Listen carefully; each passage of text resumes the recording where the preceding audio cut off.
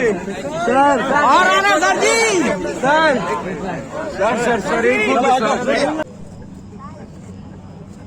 माँ सरस्वती को प्रणाम करता हूँ। राजन गांव के इस काव्य प्रेम को प्रणाम करता हूँ। डॉक्टर रमन सिंह जी, आपके जन्मदिन के 2 दिन बाद हम यहाँ उपस्थित हैं, लेकिन ये उत्सव इस तरह से, इस तरीके से मनाया जाएगा। मैं आपके प्रति इस जनता के प्रेम को प्रणाम करता हूँ, जो अद्भुत प्रेम है। मैं आपको बहुत बहुत बधाई देना चाहता हूँ। और मैं आपको भूतपूर्व मुख्यमंत्री नहीं कहूँगा, भावी मुख्यमंत्री डॉक्टर रमन सिंह को मैं बधाई देना चाहता हूँ कि हमारे बीच में बैठे हैं। चलिए बैठ जाओ भाई साहब, आप थोड़ा फोटो हो जाए। कोई पिछले 5 घंटे तो लगभग हो गए। 5 घंटे से 25-30 हजार लोग एक साथ, और एक भी व्यक्ति ऐसे गया नहीं। ये हिंदी कविता की ताकत है साहब। यकीन मानिए, इस देश में बड़े से बड़े फिल्म स्टार की 300-400 करोड़ की फिल्में बनती हैं। आप 10 मिनट में फ्लॉप करके बाहर आ जाते हैं। यहाँ कोई भी ऐसा चेहरा नहीं। हमारे पास हिंदी कविता, और हिंदी कविता 5 घंटे तक अगर लोगों को बिठा कर रखे, तो ये ताकत हमारी भाषा की है, हिंदी की है। इसलिए ये मोबाइल बंद कर दीजिए प्लीज, मोबाइल बंद कर दीजिए और सुन लो। बस इस बच्चे के हाथ में मोबाइल देखता हूँ तो मुझे कष्ट होता है। अगर संस्कृति बचानी है तो इन बच्चों के हाथ से मोबाइल छीन दो, उनको किताबें दे दो हाथ में, तो शायद संस्कृति बच जाए।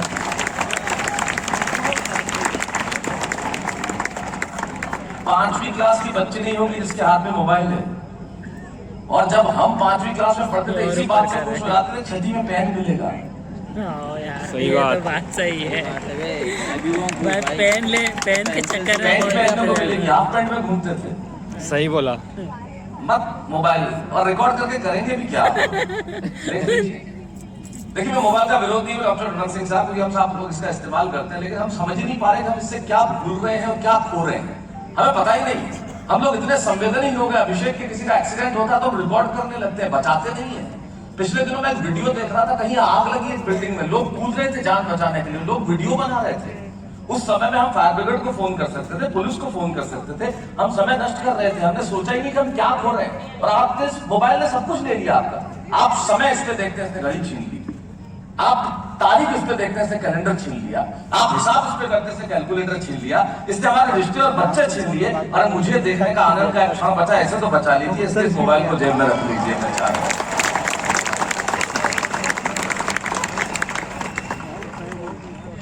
और आपने इतनी बढ़िया आदरणीय प्रवाद देने शहीदों की और देश की रक्षा करने वालों की कविता पढ़ी। मैं सिर्फ एक चीज कहना चाहूंगा। आप इतने लोग यहाँ बैठे हैं, पिछले 5 घंटे से मैं 2 जवानों को देख रहा था जो मुस्तैदी से यहाँ पे अपनी ड्यूटी कर रहे हैं। 5 घंटे लगातार खड़े होने के बाद दूसरे जवान आते हैं। आप देखिए, ये हिले भी नहीं। ये देश रक्षक हैं, ये खड़े। इनके लिए जरा एक बार जोरदार तालियां बजाइए। तो 5 घंटे से यहाँ पे खड़े। अब वर्दी का सम्मान करना चाहिए। आइए, मैं फौज का कवि नहीं हूँ, आदमी जब 200 काटते हैं तब तो याद नहीं करते वर्दी का सम्मान। लेकिन मैं सिर्फ एक पंक्ति कहना चाहता हूँ शहीदों के नाम। मैंने जीवन में इससे बेहतर कुछ नहीं लिखा। जब सीमा पे कोई बेटा शहीद होता है तब उसके घर में क्या होता होगा, उसकी माँ पे क्या बीतती होगी। ये मेरा विषय नहीं है, लेकिन आज काव्य पाठ यहाँ से शुरू करता हूँ कि जिस दिन डॉक्टर सुरेंद्र, जिस दिन तू शहीद हुआ, जिस दिन तू शहीद हुआ, न जाने किस तरह तेरी मां सोई होगी। मैंने इससे ज्यादा कुछ नहीं लिखा। एक पंक्ति में सुनाता हूं। जिस दिन तू शहीद हुआ, न जाने किस तरह तेरी मां सोई होगी। मैं तो बस इतना जानू, वो गोली भी तेरे सीने में उतरने से पहले रोई होगी।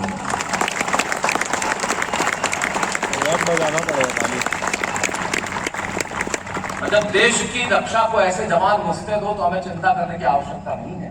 देश की सीमाएं सुरक्षित हैं, हम लोग सुरक्षित हैं। और जैसा कि आपने देखा, अब तो देश के लाल किले की प्राचीर पे एक ऐसा व्यक्ति बैठा है जो बोलता है तो सारी दुनिया सुनती है, और जब वो बोलता है तो सारी दुनिया झुकती है। तब मैं कहना चाहता हूँ, ये देश खड़ा होकर ये भाषा बोलते हैं। मेरी 4 पंक्तियां डॉक्टर हरिओम पवार को समर्पित करता हूँ। ये उनका विषय है, इसलिए मैंने इस विषय में कुछ लिखा नहीं, लेकिन समर्पित करता हूँ।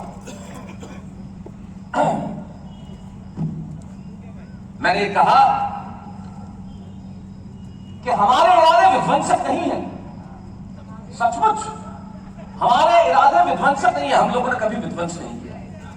भारत 5000 साल से विध्वंस कभी नहीं किया, सृजन किया।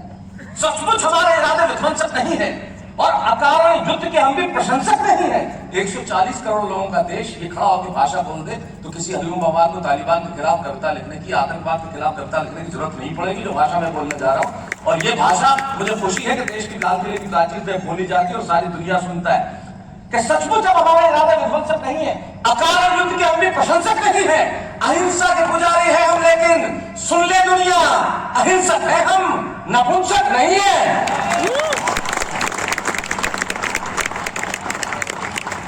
और ये भाषा बोली जाने लगी। हालांकि और भी आप कह रहे थे पाकिस्तान चरणों में आ जाएगा, क्या करेंगे उसे चरणों में लाके? हमारी एक खाली मिसाइल वहां गई थी जिसमें प्रधानमंत्री को डायरिया हो गया और वहां के प्रधानमंत्री ने हमारे गृह मंत्री जी को 4 बार फोन किया। आपको अध्यक्ष पार्टी का आप जानते होंगे, इन्होंने उठाया ही नहीं। ये फोन करेंगे उठाए नहीं, ये फोन करेंगे उठाए नहीं। अगले को पता ही नहीं चला 5 बार मिस्ड कॉल देके वो बीजेपी का मेंबर बन गया।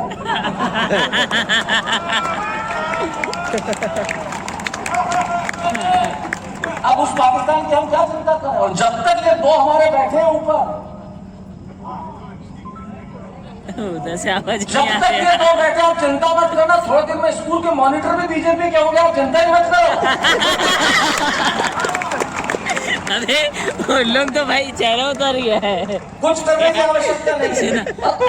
अशोक पंजवानी के जय झूलेलाल बोल के आना। दुनिया के चाहे जितने परमाणु बम बना ले, चाहे जितनी मिसाइल बना ले, चाहे जितनी दादागिरी कर ले, उसका कहना हिम्मत है तो एक बार आ और रायपुर से दुर्ग सड़क तक आके दिखा दो एक बार।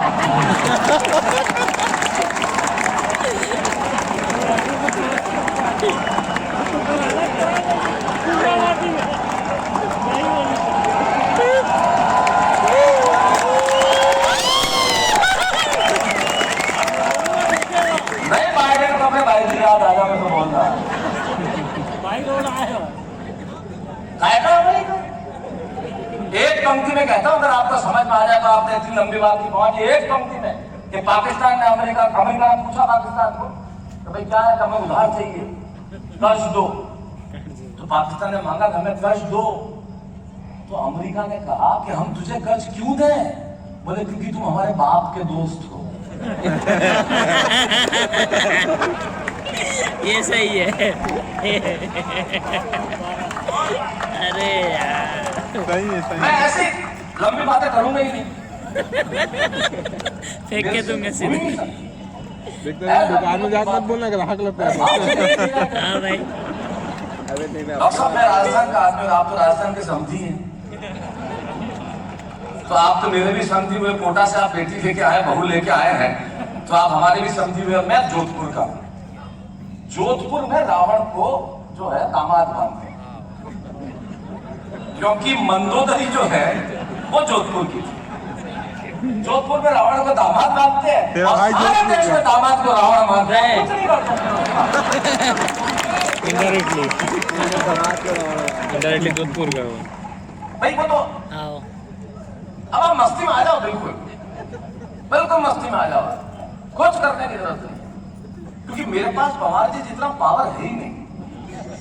पवार जी तो ऐसे करते जो सटीक वीर रस लेते हैं, ऐसा यकीन बताता हूँ आपको। इस देश में मुझे माइक में कहते कोई बोले नहीं, जितने वीर रस की कमी है बस वो ये कोशिश करते हैं किसी तरह हरिओम पवार हो जाए। हर आदमी यही कोशिश करता है कि ये पंक्ति इन्होंने कही तो ऐसे कर दो, ये पर हरिओम पवार होना आसान थोड़ी है साहब, इसके लिए आदमी को जीवन तो कुमारा रहना पड़ता है, ऐसे थोड़ी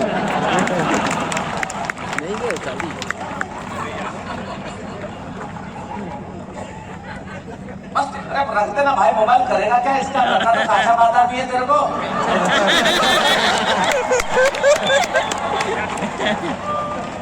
अरे यार, और छत्तीसगढ़ में तो बचपन का प्यार भूल मत जाना रे।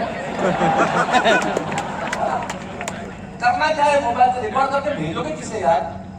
क्या करोगे इसका? कोई काम नहीं आने वाला, बर्बाद कर दिया। माँ बाप पूरे सारे जिंदगी भगवान में दुआ मांगते हैं हमारे बेटा आ जाए, वो फेसबुक पे पूजा शर्मा बन के बैठे।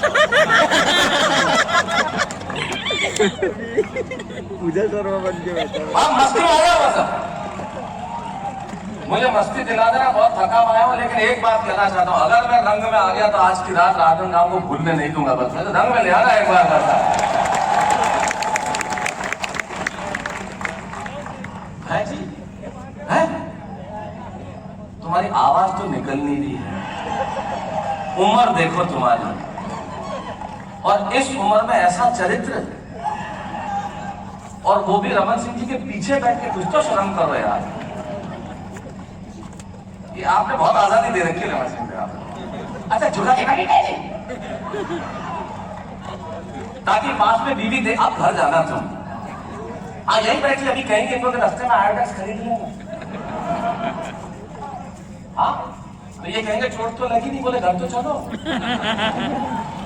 वैसे डांस तो सर राघव का जोक है, क्या चीज? रेमो के ऊपर। तो मोबाइल मस्त, ये मोबाइल है तो झूठ बोलने वाली मशीन। डॉक्टर साहब मैं आपको वो हमारा था ना काकरोच, क्या नाम है? मोबाइल पे अचानक कोई पुरुष का स्वर बात करते हुए मीठा हो जाए तो समझ लो सामने स्त्री है तो उसकी नहीं है। अचानक हेलो या नहीं या मिलते हैं ना। वरना खुद की बीवी से डॉक्टर साहब जब आदमी बात करता है, ये ऑब्जर्वेशन आपको कोई नहीं बताएगा, जब खुद की बीवी से बात करता है तो एक ही बात पूरी बोलता ही नहीं, पूरा सेंटेंस तो कभी बोलता ही नहीं, एक ही शब्द बोलता है, वो भी दो बार। हेलो हेलो, हाँ दुकान पे खानिया फोन रख।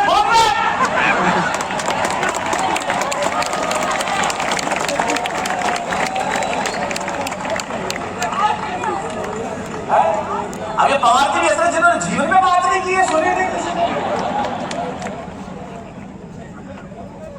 इनका पीड़ा देखो आप, बहुत कष्ट होता है।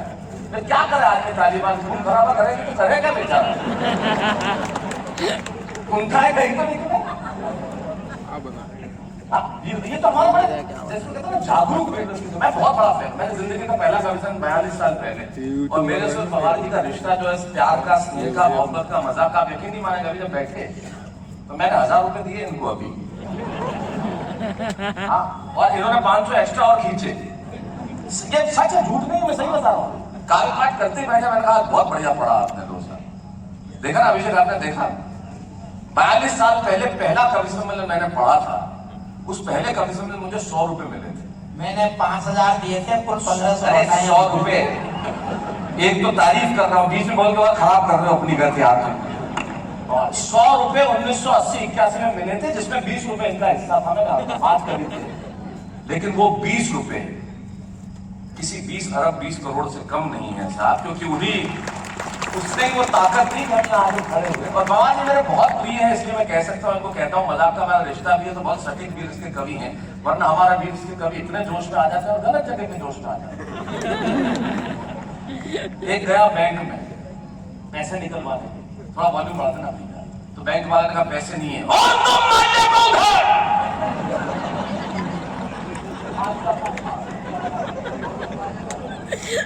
इधर का कभी था जोश में तू डर मत। और तो माल्या को, अच्छा माल्या, क्लास में बच्चे से पूछा था माल्यार्पण किसे कहते हैं?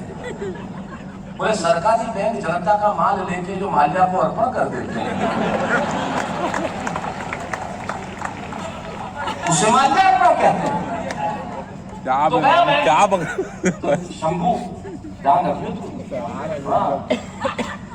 सारी दुनिया के याद करते घूमता है तू। गब्बू से शंभू को पहली बार चले भजन में मैंने कविता पढ़ाई थी, अब हमारा स्टार हो गया है ये, और बहुत अच्छा पढ़ रहा है। एकदम गंदा बच्चा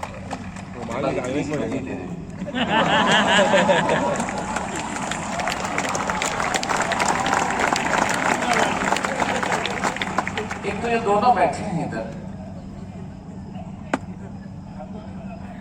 मतलब समबाहु विषम बाहु। जब मैं स्कूल में पढ़ता था, मैं हमेशा समझता था समबाहु विषम बाहु राक्षसों का नाम है। बाद में पता चला त्रिभुज होता है। पर ये जो कलर कजिन्स बैठे हुए हैं, हाँ, कलर करनी चाहिए दोनों, देखो कमाल की। सुबह सुबह आया मेरे पास एकदम पाउडर लगा हुआ, भाई साहब कैसा लग रहा है, जामुन पे नमक लगा हुआ देखता। एक नंबर भाई एकदम। और भाई साहब और कुछ करो ना करो डॉक्टर साहब, हमारे टाइगर के लिए काम जरूर करना। मुख्यमंत्री राहत कोष तो रहता ही है, अब भी होगा। टाइगर के घुटने का ऑपरेशन करा देना बहुत जरूरी है। सुरेंद्र दुबे हमारे बड़े प्रिय है, इससे बात करता तो गए बैंक में गए, बिजनेस का कभी जोश पड़ गया अचानक, उसका पैसे नहीं है, क्लर्क ने कह दिया और तुम मालिक कौन हो? अरे बोले बैंक में पैसे तेरे खाते में नहीं, निकल ऐसे।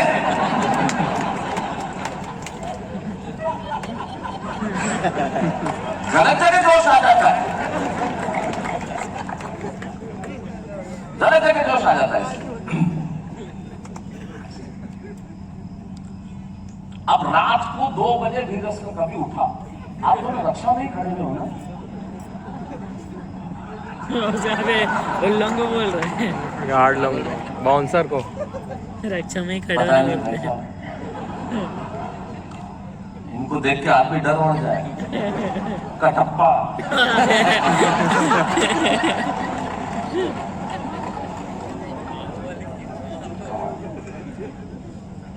है?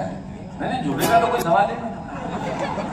अपना डायलॉग है, शंभू शिखर ने कहा झुकेगा नहीं साला जब तक नोट नहीं गिर जाए, उसके बाद तो बाप भी झुकेगा, पैसा है क्या करूं? रात को 2 बजे बवाल के ऐसे ही आपके जो नकल करते ना वैसा वीरस का कभी रात को 2 बजे मुझे नकमा हो गया, बीमारी भी वीरस में, मुझे नकमा हो गया। बीवी ने लाइट खोली, दिए की झापड़, बोले पजामे के एक पाय से मैं दोनों टांग फंसा रखी है।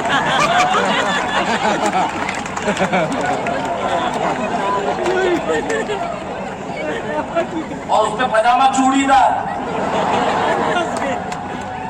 आदमी को कोमा हो जाए लफड़ा। आप कल्पना करके देखो, आपको क्या लगता है शंभू शुक्र ने धोती पहनना ऐसे शुरू किया है?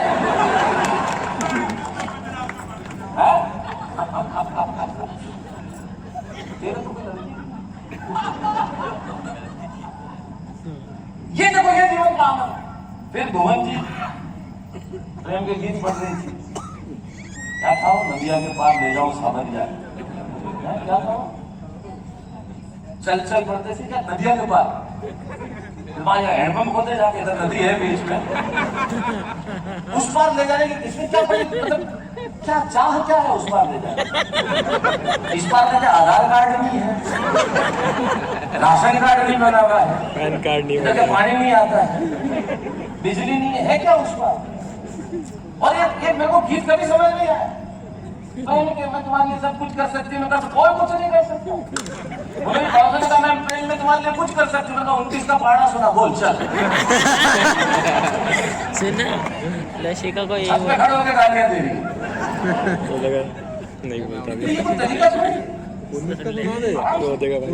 आराम रहना चाहिए, आनंद बहुत बोले अच्छा है। क्या होगा? जानबे भाई 19 अट्ठा कितना होता पूछ तो से? क्या 19 का भाड़ा बता दूंगा बोलते हैं। कर लो आप, चला के कर लो। 19 अट्ठे सुन लो ना, देख अभी सोचना नहीं है। सुनो आप, यूनिट डिजिट में तो 2 आएगा, तो कहाँ से 95 का 5 ला दिया। ऐसे पहाड़ा नहीं होता, 19 अट्ठे बता भाई, सीरियल पे होता है 19, 38, 57 ऐसा होता है ना यार। स्कूलों में असाइनमेंट होते हैं, हम लोग 19 अट्ठे पढ़े हैं भाई, क्यों ना दूं? क्या होना चाहते हैं, फीलिंग क्या करना चाहते हैं?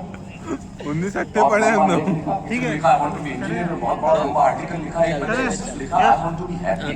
अबे तो आए तो उस टाइम हो गया ना, टीचर ने, मैं खुश रहना चाहती हूँ, खुश होना चाहती हूँ। टीचर ने उस बच्ची के बाप को बुलाया, बोले आपकी बच्ची देखो, इतना बड़ा आर्टिकल लिखना था, इसमें ऐसे लिखना था, निबंध लिखना था, और इसमें एक बात लिखा है, इसे असाइनमेंट ही समझ में नहीं आया। बोले मैडम इसे तो असाइनमेंट समझ में नहीं आया, आपको तो जिंदगी समझ में नहीं आई।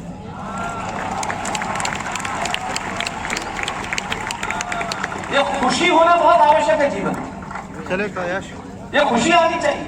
स्कूल से मुझे आता है, डॉक्टर स्कूल की बात कर, मजा नहीं आ रहा है। आप अंग्रेजी स्कूल की बात करें, मेन कार्यक्रम में मजा नहीं आ रहा, खुद निकल रहे हैं अभी देखो। हमारे जमाने की बात करो, सब बुजुर्ग लोग निकाल रहे हैं, तो तू निकाल के ये साबित करेगा तेरा इतना सा ये बुजुर्गों जितना। सारे बच्चों को मेरी एक्सरसाइज थे, हमको कहते हैं कल स्कूल में फंक्शन, दस्ता लाना है कि नहीं कल?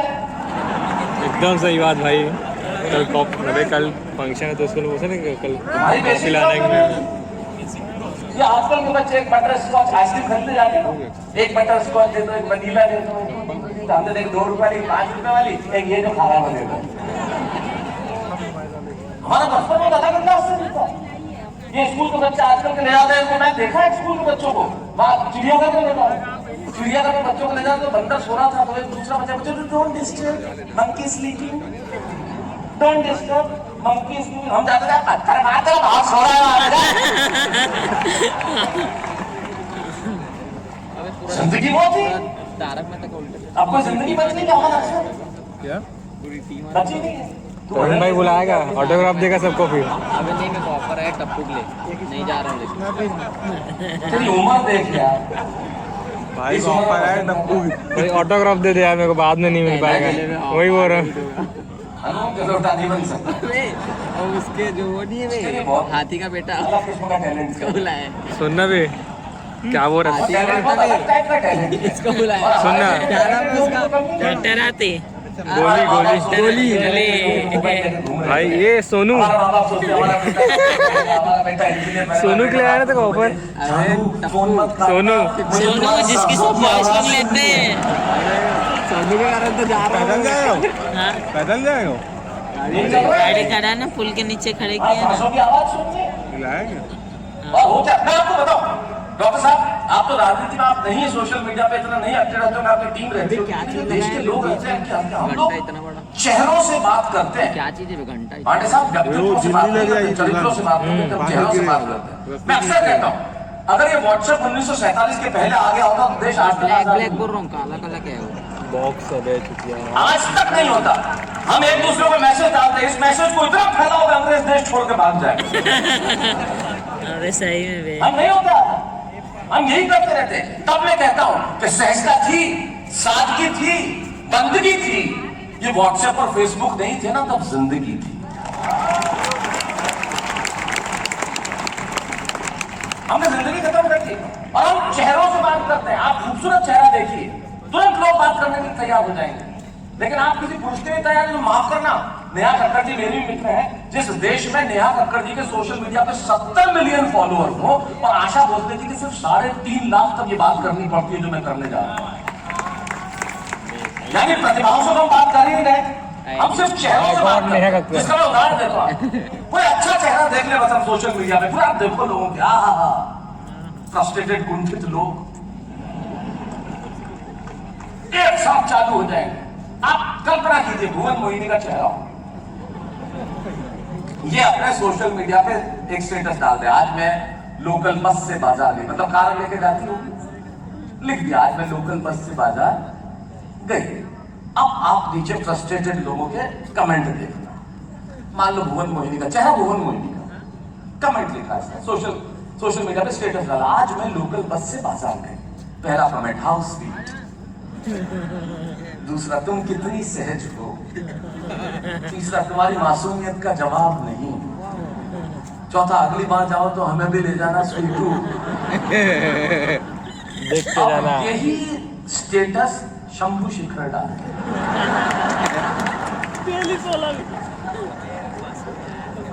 आप कल्पना करो ज्यादा चेहरा शंभू शिखर का और स्टेटस डाल दिया है।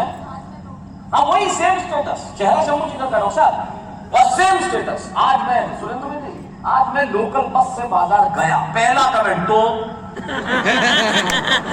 दूसरा हमें क्यों बता रहा है, तीसरा तेरी औकात ही इतनी है, चौथा पैदल जाएगा भिखारी क्यों रहा है? भाई खतरनाक। 1 मिनट में हम भूल जाते हैं कि हम क्या है, तुरंत बदल जाते हैं हम लोग। हमारा चेहरा बदल जाता है, हमारी चाल बदल जाती है, हमारे चरित्र बदल जाते हैं। शहीदों की जो बात आपने कही उसमें संजय झाला की 4 पंक्तियां मुझे आती है, क्या खूबसूरत पंक्तियां वो कहता है, हम किस तरह से बदल जाते हैं कि कभी सलमान के बालों, कभी कटरीना के गालों पे मर गए। संजय झाला की कितनी खूबसूरत पंक्तियां, कभी सलमान के बालों, कभी कटरीना के गालों पे मर गए, कभी चेहरे, कभी चालों पे मर गए, कहीं हो गए भगत सिंह तो कहते होंगे सुखदेव राजगुरु, हम भी किन सालों के लिए मर गए। वाह जस्ट उसे मैं पहले पढ़ा था, बट ये हमारा सच है। सही चीज है। मुझे लोग कहते हैं आप कभी अब भ्रष्टाचार के खिलाफ नहीं बोलते, मैं नहीं बोलता, कभी नहीं बोलता। आप समझिए राजनीति को भ्रष्टाचार, राजनीति को गाली देने से देश में भ्रष्टाचार कभी समाप्त नहीं होता, होगा भी नहीं, और मैं कह भी नहीं सकता। बहुत आसान होता है नेताओं को गालियां, बहुत आसान होता है राजनीति को गालियां देना, बहुत आसान होता है उन चरित्रों पर उंगलियां उठाना जो पदों पर बैठे होते हैं, लेकिन उनको चुन के भेजने वाला मैं हूं। क्या मेरी जिम्मेदारी नहीं है? मैं कैसे किसी को गाली दे सकता हूँ भ्रष्टाचार के खिलाफ? आप मेरी बात के दर्द को समझना तो कहना चाहता हूँ, मैं ये कह रहा हूं कि मुझे भ्रष्टाचार के खिलाफ बोलने का आखिर अधिकार क्या है? मैं अगर ट्रेन में जाता और मेरे पास सीट नहीं है, मैं 500 रुपए दे के सो के जाना चाहता हूं, क्या मैं भ्रष्टाचार के खिलाफ बात करूंगा? मैं अगर मेरे नंबर कम आते हैं, मैं टीचर के मिठाई का डिब्बा देके जाता हूं और नंबर बढ़ाता हूं, क्या मैं भ्रष्टाचार के खिलाफ बात करूंगा? सड़क पे किसी कोई लड़की को छेड़ता है, मैं रोक के बचाता भी नहीं, क्या मैं भ्रष्टाचार के खिलाफ बात करूंगा? मैं टोल टैक्स से आता हूं, बिना पैसे दिए छूट के जाना चाहता हूं, क्या मैं भ्रष्टाचार के खिलाफ बात करूंगा? मेरे घर में बिजली का मीटर तेज चलता है, मैं तार चला के उसे नीचे धीरे करना चाहता हूं, क्या मैं भ्रष्टाचार के खिलाफ बात करूंगा? अरे 1/140 करोड़ हिंदुस्तानी आप हैं, 1/140 करोड़ हिंदुस्तानी मैं हूं। आप अपना भ्रष्टाचार समाप्त कीजिए, मैं अपना भ्रष्टाचार समाप्त करता हूं, मुल्क का भ्रष्टाचार तब कहीं जाके समाप्त होगा। और हमारा तो अभी मैंने देखा जब आ रहे थे हम दूध से गाड़ी, कहा भावेश का है, किधर गया भावेश? इसका भाई लेने आया था मुझे, सजन को। अब क्या दादागिरी से ये जो टोल टैक्स आता है, साइड से लेंगे, साइड से, और जब साइड से टोल टैक्स में मुंह निकाला, सजल जैन लिख देना, सजल बैठ, गजब है, सजल कितने रुपए बचाए तुमने? बोले 125 रुपए भाई साहब। अब रोज के कितने बचाते होंगे ऐसे? मैं सिर्फ एक छोटी सी बात कहना चाहता हूं, हम लोग वो हैं, पंडित गोविंद व्यास की एक पंक्ति मुझे याद आती है, वो फुर्सत तो मुझे भी थी बहुत देश के लिए, जब पेट भर गया तो मुझे नींद आ गई।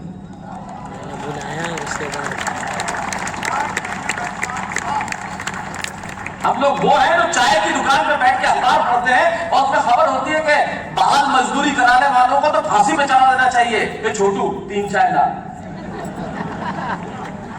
पिछले दिनों राजस्थान में बाड़मेर में बहुत साल पहले ट्रैफिक पुलिस वालों ने एक अभियान चलाया, रमन सिंह साहब अभियान चलाया, ये कि सीट बेल्ट लगाने का नया कानून आया था, जो आज सबसे पहले सीट बेल्ट लगा के मिलेगा नागरिक सुरक्षा के तहत, सड़क सुरक्षा के तहत, उसको हम 2000 रुपए इनाम देंगे। सबसे पहले सुबह मिला है उसको, पुलिस वालों ने आकर 2000 रुपए, अरे वो तो पहले तो चौंक गया, पुलिस वाले पैसे दे रहे हैं। बोले कोई गलती हो गई? बोले कोई गलती नहीं, इनाम है, जो सीट बेल्ट लगा के आएगा उसको इनाम मिलेगा, ये लीजिए आप सीट बेल्ट लगा के आए, 2000 रुपए लीजिए। क्या करेंगे 2000 का? बोले लाइसेंस बनवाऊंगा।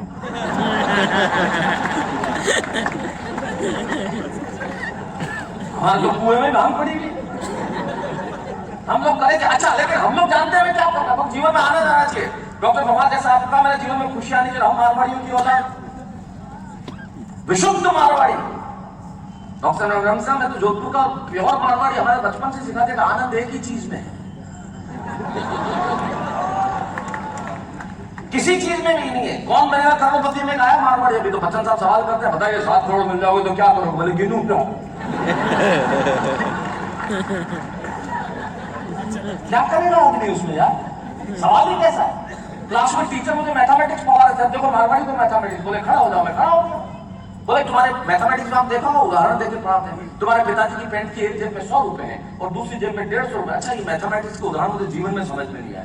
तो 3 बिंदु बना के चूकी माना की, कैसे मान लो? माना की चूकी।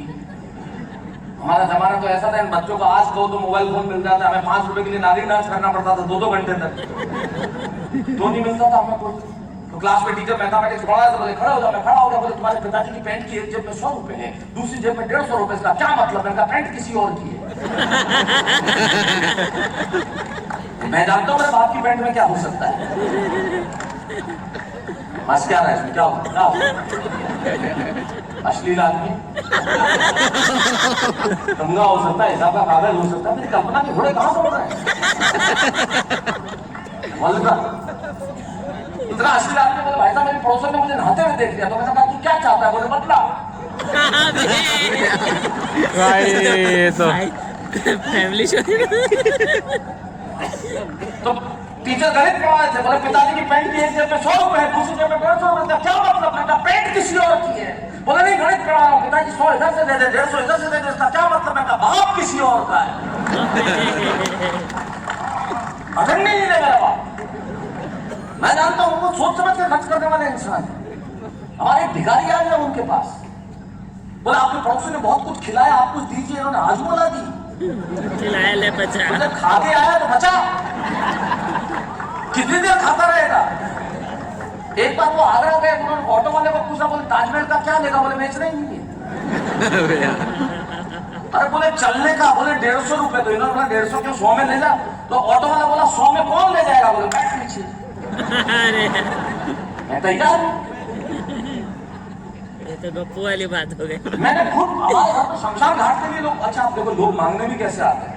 बाबा साहब शमशान घाट पे कितने लोग मांगने आ गए, फिर पिताजी को कुछ दीजिए, बोले क्या चाहिए, बोले शमशान घाट पे बाउंड्री वॉल बना दी। बोले बदतमीज आदमी खड़ा, कहाँ के लिए पैसा मांग रहा, शमशान घाट पे बाउंड्री वॉल, जो अंदर है उठ के बाहर आ नहीं सकता, और जो बाहर है वो जाना नहीं चाहता।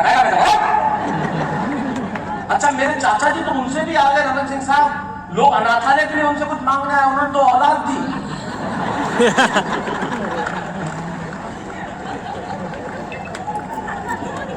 हम चीजें ऐसी हैं। मेरे पिताजी दर्जी के पास गए, उसने लगभग आत्महत्या कर दी। सुरेंद्र दुबे जी, दर्जी ने लगभग आत्महत्या कर दी। पिताजी ने पूछा पैंट सिलेगा, बोले सिलूंगा। धंधा ये कितने रुपए लेगा, बोले 400 रुपए। बोले बहुत ज्यादा है। निकर समझते ना, हाफ पैंट होती है। एक बार शंभू शेखर आया मेरे पास, मैंने कहा हाफ पैंट में कैसे, बोला सैटरडे हाफ डे। मैंने कहा कल आने मत।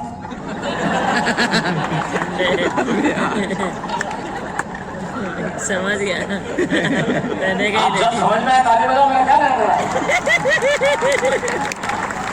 तो पिताजी गए दर्जी के पास,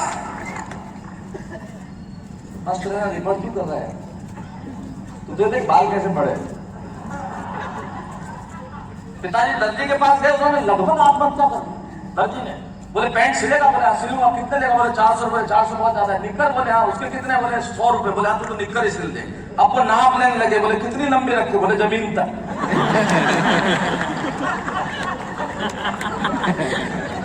सिलाई तेरी नपाई मेरी, थोड़ी कर रहा हूं। हम चीजें ऐसी है, बहुत भारी बात कर रहा हूँ, क्योंकि हम लोग टाइमिंग के एक्सपर्ट है।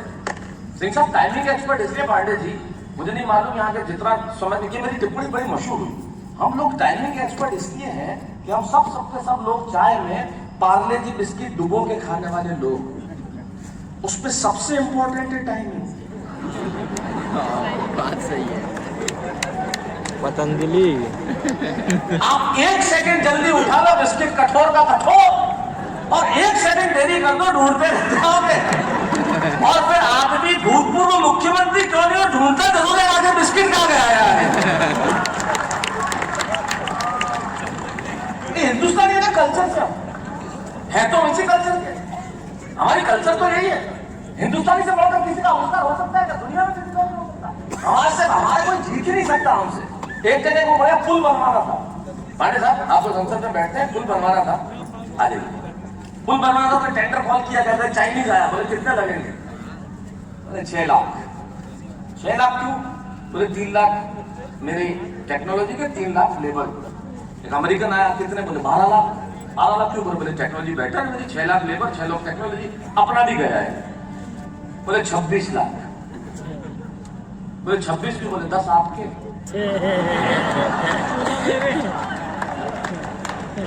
10 मेरे और 6 में तो चाइनीज बनाई देगा, अपने को क्या दिक्कत है। अच्छा ये बनाते तो चाइनीज से। ये अंबानी वैसे क्या made in India Jio mobile made in China ही आई थी मोबाइल असेंबल बस हम जीते अमेरिका खाएगा, अमेरिका मैं गया अमेरिका, वहां ट्यूब में जाओ देखो मेरे पास मैंने तू बता बड़ी जोर में, बोले मून, मैंने कहा मैं नील आर्मस्ट्रॉन्ग।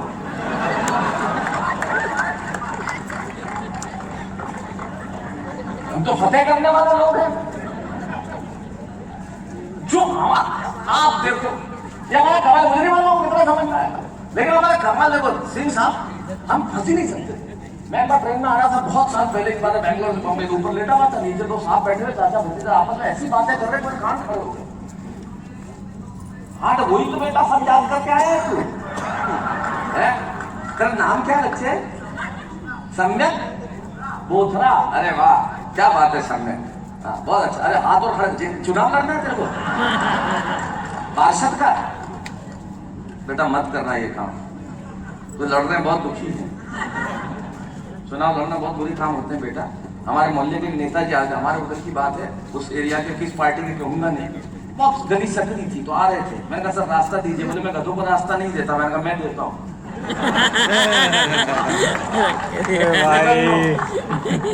उसके बाद वो पद यात्रा पे चले गए। भाई कहाँ गए? हमें मंच खाली हो रहा है। अच्छा मेरी बात है आपको धीरे धीरे समझ में आए, डायरेक्ट अपन बात कर ही नहीं सकते। डायरेक्ट किसी को गाली देना हमारा अपराध है ही, काम है, हमारी संस्कृति नहीं। हम लोग उस संस्कृति के लोग हैं, किसी को जहर भी देना हो तो काय को जहर, गुड़ दे के मरना तो जहर दे क्यों मार दो, वैसे ही मार दो। हम लोग इतनी शक्कर खिलाते हैं, डायबिटीज से मरते हैं आदमी, जहर देने की क्या जरूरत है? हमारे पास इलाज बहुत अलग है। जैसे आपके घर में बहुत बढ़िया इलाज आपको बताता हूँ, मेहमान आया तो कुर्सी और टेबल की दूरी थोड़ी सी ज्यादा कर दो, पुराना वाला बिस्किट और नमकीन दोनों बचेंगे। पक्के मारवाड़ी, ये है हम मारवाड़ी साहब। एक आदमी को आप मारवाड़ से बाहर निकाल सकते हो, आदमी के भीतर से मारवाड़ बाहर नहीं निकाल सकते साहब, जो हमारे भीतर है साहब। और है हम तो सीना ठोक के कहते हैं।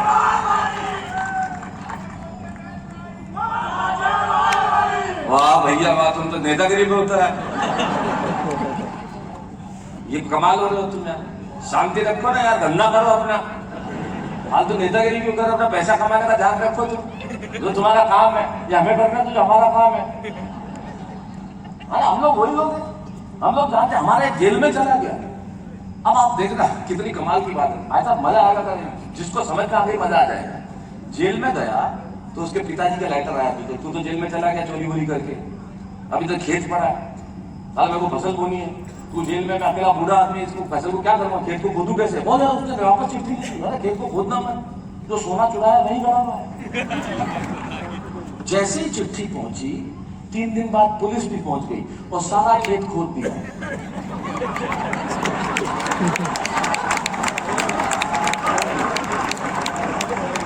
फ्री में काम हो ये गया। हमारा तरीका, ये इनडायरेक्ट काम करने का तरीका। हम डायरेक्टली कुछ करते ही नहीं। एक डॉक्टर को हमने रात को फोन किया 2 बजे, मेरे पिताजी ने, बोले क्या फीस लेते हो? बोले घर पे आता हूँ तो 500 रुपए, क्लिनिक में मिलता हूँ तो 50 रुपए। बोले पहुंचो क्लिनिक पे, आ रहा हूँ।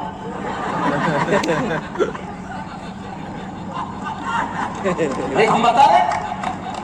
अच्छा मेरे पिताजी गए डॉक्टर के पास, एक बार बात करो, डॉक्टर के घर गए, बोले डॉक्टर साहब घर पे कोई बीमार है, चलोगे? बोले चलूंगा। क्या फीस लोगे? बोले 600 रुपए। बोले चलो साहब। डॉक्टर ने गाड़ी निकाली, पिताजी बैठे, घर पे आए, डॉक्टर उतरा, मरीज कहा? बोले कोई मरीज नहीं है, टैक्सी वाला 300 मांग रहा था। इस चक्कर में 3 लोग आ गए, 900 में बच गए। हो जाता है। जीवन के अंदर ये बचाने का तरीका आना चाहिए। और देखो आप मैं कितना समय भी बचाता हूँ, मैं इतनी देर से खड़ा हूं, मैंने एक बार नहीं कहा कि ताली बजाओ। अच्छा मैं कभी कहूंगा भी नहीं, मैं जीवन में नहीं कहता, मैं बहुत ईमानदारी से कहता, हमारा काम कविता सुनाना, ये कोई ताली बजाने वाला है? दे दिया भाई लंबा। अब बार-बार कहने की क्या है, ताली बजाओ, समर्थन कम है ना, ये कम है, तुम्हारा ताला तुम सुनाओ या तुम्हारा बाप का हाथ चल गया, ताली बजाओ, गाय को बजाओ। माँ ओरिजिनल होगा, अपने आप बिक जाएगा, बार-बार कहने की क्या जरूरत है, ताली बजाओ, मत सुनाओ तुम तो यार। खुश रहना चाहिए जीवन के अंदर, बस ये जीवन में आनंद आना चाहिए। हंसी आदमी की होनी चाहिए, मुंह फाड़ कैसी पास वाला झाँक के देख लो, सुबह नाश्ते में क्या खाया था, बनियान फाड़ हंसी होनी चाहिए आदमी। हाँ हंसी हो तो चले गया, मोटा हंस रहा था, की हंसी हो, लेकिन इनकी आदत खराब है। खोल के हंसा। शंभू शेखर की शादी हुई, हाँ इसकी भी हुई, शादी हुई तो पहली है इस तक की, देखो इस तक की हुई, सोचो ऐसा। खैर इन्होंने तो देश हित में नहीं की, अच्छा हुआ देश हित में नहीं की, देश बना, कोई देश गाने वाला भी तो चाहिए। शंभू शेखर का विवाह हुआ, पहली रात को बीबी का घूंघट उठाया, प्रेम की 3-4 कविताएं सुनाई, वो थोड़ा शर्माई, बोले शर्मा मत, ताली बजा। हाँ यही तो देख रहा था। आदत खराब होती है ना, आदत। अभी डॉक्टर सुरेंद्र दुबे जब स्कूल में थे, जमाने में पढ़ते तो क्या थे, जिस जमाने में बचपन में चौथी पांचवी में थे, इनका प्रिय विषय था भैंस। तो अंटी फूट गई थी इनको विषय कोई नहीं, वो निबंध भैंस पर लिखे हैं। ला रही है कोई विषय नहीं मिलता। निबंध भैंस पर, भैंस काले रंग की होती है, भैंस की 4 टांगें होती है, भैंस हमें दूध देती है। टीचर परेशान हो रहे हैं, ये कमाल का आदमी है। पीछे पड़ी है ना भाई बहुत सारी। लेकिन आदत, एक नया टीचर आया, बोले अब देख कैसे लिखता है, अब कुतुब मीनार, अब देख। अब कुतुब मीनार पे सुरेंद्र द्विवेदी ने लिखना शुरू किया। कुतुब मीनार दिल्ली में, कुतुब भाई मीनार, एक और ले आता ना तो तुम लोग पकड़ चोरी कुतुब मीनार के सामने एक तबेला है, तबेले में एक भैंस है, भैंस काले रंग की होती है।